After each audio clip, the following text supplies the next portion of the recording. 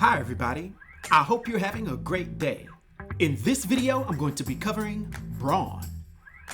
Now, although Amadeus Cho made his very first appearance way back in 2005, he made his first appearance as Brawn in Champions Volume 2, issue number 22, that was released in July of 2018. Cho has actually gone by various different aliases, such as the Hulk and Incredible Hulk, as well as Totally Awesome Hulk, to name a few.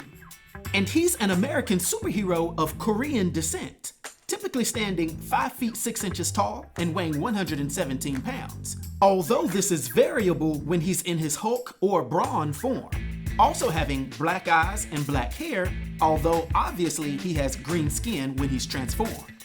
Now, one of the hallmarks of Brawn is that he's one of the smartest humans on Earth, specifically being ranked about 7th right now.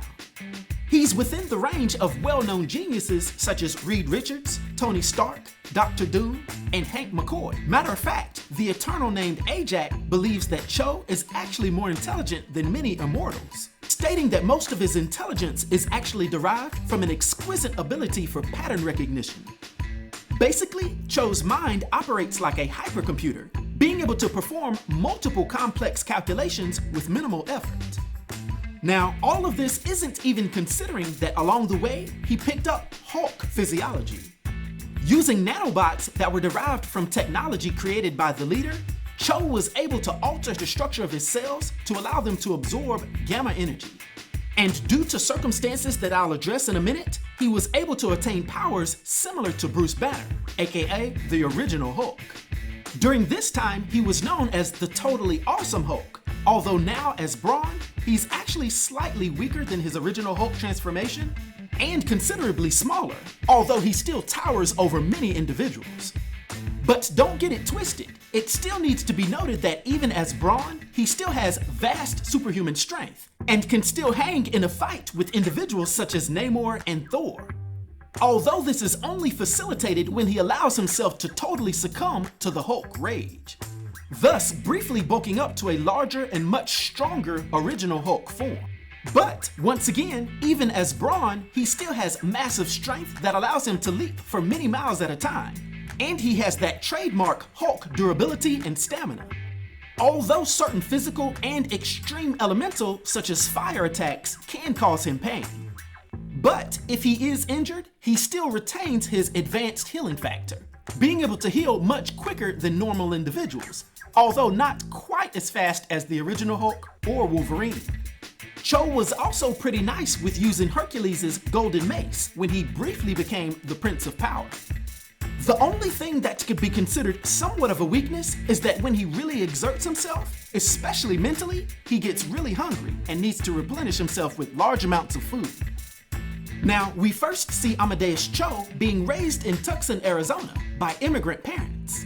He and his twin sister, Madame Curie Cho, were identified very early as being extremely intelligent. A pivotal moment in his life would come about when he was 15 years old, when a soap corporation announced an online game to reward young geniuses. Amadeus would take part in their quiz show named Brain Flight, where he would easily win first place and meet another fellow genius named Pythagoras Dupree. However, what Cho didn't realize is that Pythagoras is the one who actually organized the event, with the aim of searching the world for other young people that were as intelligent as he was and to eliminate his rivals. The ensuing chaos and attempts on his life would cause him to leave his home and go on the run with a coyote pup named Kirby. Cho's life would then be turned upside down, but with agents tracking him down non-stop, he would run into another fellow misunderstood genius with amazing power, namely Bruce Banner the Hulk. During this period, Hulk would protect Cho, and they would go on to be good friends. By default, this would also put Cho in contact with various other superheroes and their multiple adventures. In the subsequent years, Cho's genius would be coveted by various different groups, including obviously S.H.I.E.L.D. He would have many different adventures, doing the best he could to use his genius to help out anyone that needed it. Matter of fact, over the course of his career, Cho would be affiliated with groups such as the Champions, Agents of Atlas, the Olympus Group, the Protectors, Underground, Marvel's Illuminati, the God Squad, and the mighty Avengers. Not to mention fighting against and alongside many different lesser quote-unquote gods, such as Hercules, who happened to also be one of his close buddies. But another major shift would happen when Cho helped the Hulk when he got stuck with a dangerous amount of a new type of radiation that could have caused him to melt down and kill thousands of people. Using special nanites that I mentioned before, Amadeus was able to absorb the Hulk's powers, becoming a gamma-empowered monster in the new Hulk. He would then go on to somewhat distance himself from Banner, struggling at times to maintain control over the Hulk's powerful persona, and he prided himself on being somewhat of a better and smarter Hulk than Banner. This is when Cho, as the totally awesome Hulk, would go on to join forces with different heroes, such as the Champions. But he would very quickly see that it was hard to keep his rage under control, especially when he was pushing the limits of his strength, being the quote-unquote tank of the team. Cho would even briefly exile himself to delve within his subconscious to try to wrestle control of the Hulk. Unfortunately, his meditation would be cut short when he was interrupted by a distress call from the planet Sakaar, which his predecessor had freed many years ago.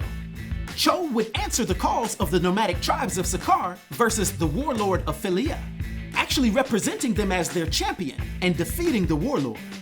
This would precipitate his fall into the Hulk's rage, which allowed the Hulk's persona to completely take over his body, while Amadeus's normal mentality would become a prisoner in his own mind. And the Hulk's presence and rage would become apparent when he returned to Earth, immediately becoming ruthless and once again declaring war on his enemies. Further proving that Cho's consciousness was subdued, the Hulk would even turn against his allies when they tried to talk sense into him. The Hulk's rampage would only be stopped when his buddies were able to inject him with an array of nanobots that actually broke down the original nanobots that gave him his gamma energy powers. This gave Cho's consciousness just the boost it needed to regain control over his body. He then realized that although the Hulk's rage was dangerous, he couldn't completely destroy his darker self. So these new nanites allowed him to strike a balance and put somewhat of a cap on his powers and rage, causing him to lose a chunk of his strength and permanently take on a smaller and slimmer Hulk form, yet beneficially was completely under Cho's control and had his full intelligence. Now, for his powers and abilities and his influence on the Marvel Universe, for my 1 to 10 rating, I'll give Brawn Amadeus Cho a rating of 8, which is an unforgettable rating. I hope everyone enjoyed this video. I'll talk to you next time. Be sure to like, subscribe, and join the new Sage.